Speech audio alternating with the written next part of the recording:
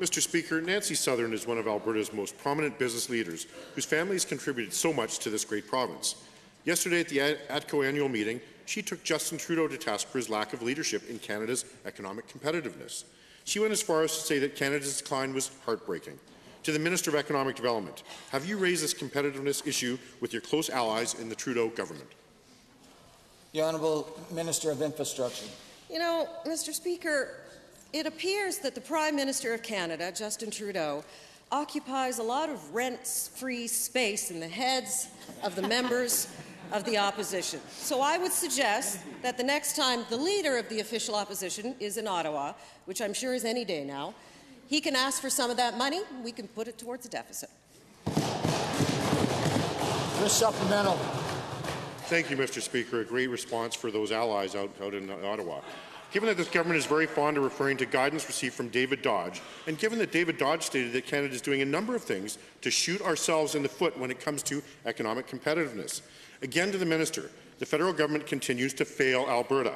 What specific changes have you requested from your Trudeau Liberal allies to ensure that Alberta is not left in the dust as a result of their and your damaging policies? The Minister of Infrastructure. You know, Mr. Speaker, when we circled back with David Dodge, the former Bank of Canada governor, to have a conversation certainly about our capital plan and about a lot of details around our budget, one of the things he said to us was the most important thing we could do was to remove the impediments to growth in Alberta. And that's what we did.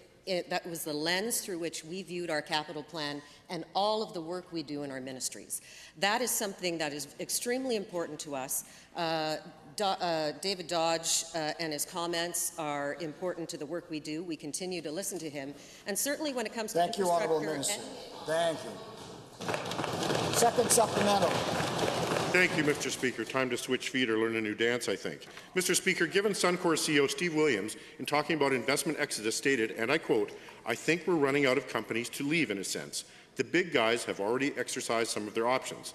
And given he went on to say that generally around the world there's been an off-Canada signal. And given this is yet another example of your and ally Justin Trudeau's failing Albertans, again to the minister, if the PM won't step up, what specific policy and regulatory changes, including scrapping the carbon tax, will you make to improve our economic competitiveness? The Honourable Minister of Finance. Thank you very much, Mr. Speaker. You know, the things we have done to keep Alberta competitive is by having the lowest overall taxes of any province in the country by $11.2 billion, Mr. Speaker. That's not trivial. As a result, GDP growth last year was up 4.9%. Manufacturing is up in this province. Exports are up. Small business confidence is up. I can go on and on and on. And cities like Calgary are doing better last year, and they'll do the best again in the prairie provinces of cities this year, Mr. Speaker. We're on the right path.